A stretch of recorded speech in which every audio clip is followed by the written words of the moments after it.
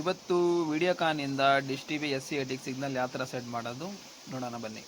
ನೋಡಿ, first dish direction ನೋಡಿ, dish direction ಇದರ ಸೆಟ್ ಮಾಡಿ ನೋಡಿ. LNB ಆ ಕಡೆ ಇದೆ. ಈಗ ಡೈರೆಕ್ಟ್ ಮೀಟ್ರ್ ಹತ್ರ ಹೋಗೋಣ. ಮೀಟ್ರ್ ಹತ್ರ 12688 ಅದು SC80 ಮೇನ್ ಫ್ರೀಕ್ವೆನ್ಸಿ. ಫಸ್ಟ್ ಅದೇ ನೋಡ್ಕೊಳ್ತೀವಿ. ಅದರಲ್ಲಿ ನನಗೆ 63% ಸಿಗ್ತಾಯಿದೆ. 60 ಅಬೋವ್ ಇದ್ದರೆ ಸಾಕು. 12688. ಆಮೇಲೆ ನಾವು ನೋಡಬೇಕಾಗಿರೋದು 12729 ನೋಡಿ, ಇದರಲ್ಲೂ 60 ಅಬೋವ್ ಇಟ್ಕೊಳ್ಳಿ. ಆಮೇಲೆ 1150 50 ಅಬೋವ್ ಇದ್ರೂ ಸಾಕುತ್ತೆ.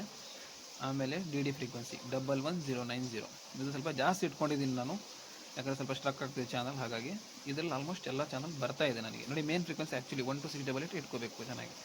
ಈಗ ಕೆಳಗೆ ಹೋಗ್ತೀನಿ, ಮೆನ್ಯೂನ ಲಾಂಗ್ ಪ್ರೆಸ್ ಮಾಡಿ ಇಟ್ಕೊಳ್ತೀನಿ.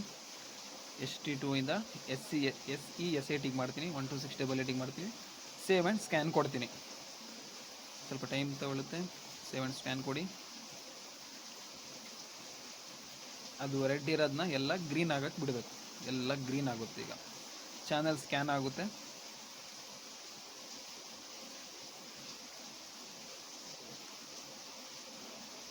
ಸ್ಕ್ಯಾನ್ ಆಯಿತು. Okay, press okay. Kannada channel ಹಾಕ್ತೀನಿ. 2606 ಹಾಕ್ತೀನಿ.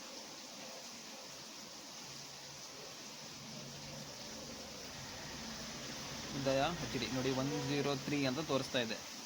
ಇದು ಮೇನ್ ಫ್ರೀಕ್ವೆನ್ಸಿ ನೋಡ್ಕೊಳ್ಳೋಣ, ಯಾವ್ದಾದ್ರು ಬರ್ತಿದೆ ಯಾವ್ದಾದ್ರು ಬರ್ತಿಲ್ಲ ಅಂತ. ನೋಡಿ, 12688 ಮೇನ್ ಫ್ರೀಕ್ವೆನ್ಸಿ ನಾನು ಹೇಳಿದ್ನಲ್ಲ, ಎಲ್ಲ TPಗಳು ಗ್ರೀನ್ ಆಗಕ್ಕೆ ಬಿಡಬೇಕು.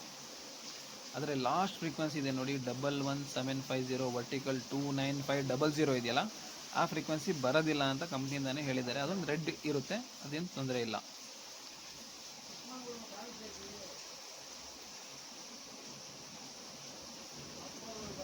ನೋಡಿ, RTP ರೆಡ್ಡೇ ಇದೆ, 11750. ಅದು ಬರೋದಿಲ್ಲ, ಎಕ್ಸಿಟ್ ಕೊಡಿ, ಅದೇನು ತೊಂದರೆ ಇಲ್ಲ. ಕನ್ನಡ ಚಾನಲಲ್ಲಿದೆ.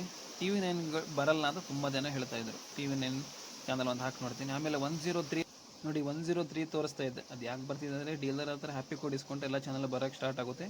TV9 ಹಾಕಿ ತೋರಿಸ್ತೀನಿ. ಲೈಕ್ ಮಾಡಿ, ಸಬ್ಸ್ಕ್ರೈಬ್ ಮಾಡಿ. ನೋಡಿ, TV9 ಬರುತ್ತೆ.